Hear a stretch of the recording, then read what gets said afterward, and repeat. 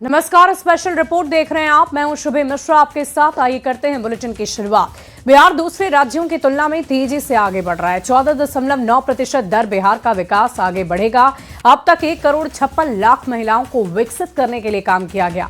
उद्योग में 50 लाख करोड़ का निजी निवेश। चौथे कृषि रोड मैप में किसानों को बढ़ावा मिलेगा।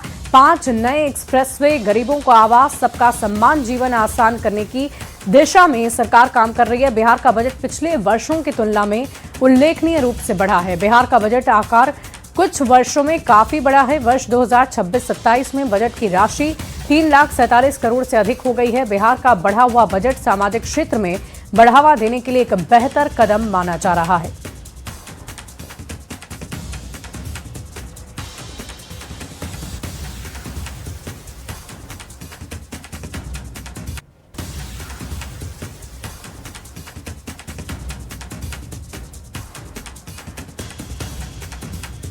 तो बिहार के बजट की 10 बड़ी बातें आपको बता रहे हैं। 14.9% की दर से बिहार का विकास आगे बढ़ेगा। ये बड़ी बातें हैं। उद्योग में 50 लाख करोड़ का निजी निवेश होगा। इसके अलावा आपको बता दें कि 5 नए एक्सप्रेसवे, गरीबों को आवास आवंटित किया जाएगा। इसके साथ ही सबका सम्मान, जीवन आसान सरकार का लक्ष्य निर्धारित रखा गया है। इसके साथ साथ आपको बता दें 3,47,589 का बजट पेश हुआ है और बजट पिछले साल की तुलना में काफी बढ़ा है। और देखिए, इस पूरी खबर की अधिक जानकारी के साथ न्यूज 18 संवाददाता शैलेंद्र हमारे साथ लाइव जुड़ रहे हैं। शैलेंद्र, क्या जानकारी है आपके पास? इस बजट को हम कैसे देखें और ये कितना अच्छा बजट इसे माना जाए और क्या क्या खास बात रही इस बजट की? देखिए, यदि हम आज बजट की बात करें तो सबसे पहले बजट में बिहार सरकार के द्वारा और खास करके वित्त मंत्री के द्वारा केंद्र सरकार को धन्यवाद दिया गया कि बिहार में अलग अलग योजनाएं चलाई जा रही हैं। और साथ ही साथ विजेंद्र यादव ने कहा कि जो बिहार में जो विकास हो रहा है वो ईमान, ज्ञान, विज्ञान, अरमान और सम्मान के साथ मुख्यमंत्री नीतीश कुमार बिहार में विकास कर रहे हैं। और जो बजट की जो राशि है वो 3.47 लाख करोड़ से भी अधिक की राशि है। तो और कहीं न कहीं इसमें तमाम वर्गों के लिए को जगह दी गई है। सबसे जो प्रमुख बिंदु है कि मुख्यमंत्री नीतीश कुमार ने जो 7 निश्चय पाठ 3 लाया है उसके क्रियान्वयन के लिए भी बजट में विशेष प्रावधान किया गया। चाहे वो किसानों को अलग से 3,000 रुपये देने की बात हो, महिलाओं को 10,000 रुपया दिया गया और 2 लाख रुपए तक उनके रोजगार देने की बात हो, तो हर मुद्दे में, बिजली हो, सड़क के क्षेत्र में, हर क्षेत्र में सरकार ने इस बार जो बजट है उसको रखा है। और हर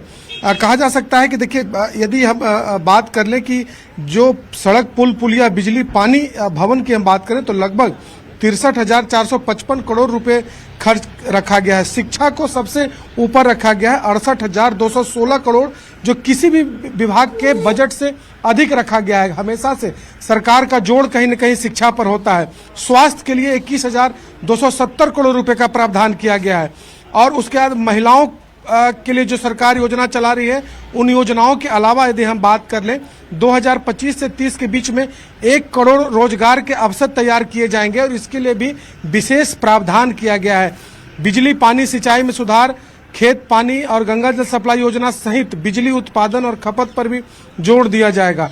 अनुसूचित जनजाति के लिए 19,603 करोड़ और जनजाति के लिए 1,668 करोड़ का प्रावधान किया गया है। तो कुल मिला के कहा जा सकता है कि इस बजट में सबको साथ लेकर चलने की कोशिश है और फोकस में मुख्यमंत्री नीतीश कुमार के द्वारा जो 7 निश्चय पाठ 3 लाया गया है वह इस बजट के केंद्र में है। जी वाकई शैलेंद्र, बहुत सारी महत्वपूर्ण बातों का जिक्र आपने किया, लेकिन अगर हम महिलाओं की बात करें तो महिलाओं के स्वरोजगार पर कितना फोकस रहा है ये भी हम आपसे जानने की कोशिश करेंगे।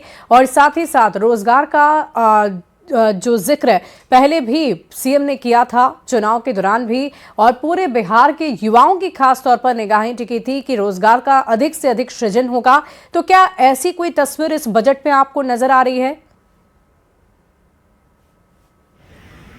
बिल्कुल, देखिए, बजट की हम बात करें तो सबसे फोकस में कहीं न कहीं युवा और रोजगार है, महिला है।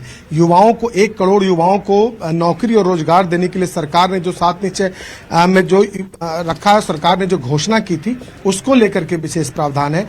महिलाओं को लेकर के विशेष प्रावधान है। महिलाओं को जो खाते में 10,000 रुपए दिए गए और उसके बाद 2-2 लाख रुपए उन्हें 2-2 लाख रुपए तक उन्हें रोजगार के लिए दिए जाएंगे, उस पर फोकस है। तो कुल मिला के कहा जा सकता है कि हर वर्ग को इसमें साधने की कोशिश की गई है। और सबसे महत्वपूर्ण है कि सबसे अधिक जो राशि खर्च होगी वो शिक्षा पर खर्च होगी, उसके बाद स्वास्थ्य पर खर्च होगी। तो सरकार कहीं न कहीं शिक्षा को बढ़ावा देने के लिए, बुनियादी सुविधाओं को बढ़ावा देने के लिए हर क्षेत्र में कहीं न कहीं बजट का प्रावधान किया गया है। और जो बजट का जो आकार भी है वो भी काफी बड़ा है। जी बहुत शुक्रिया हमारे साथ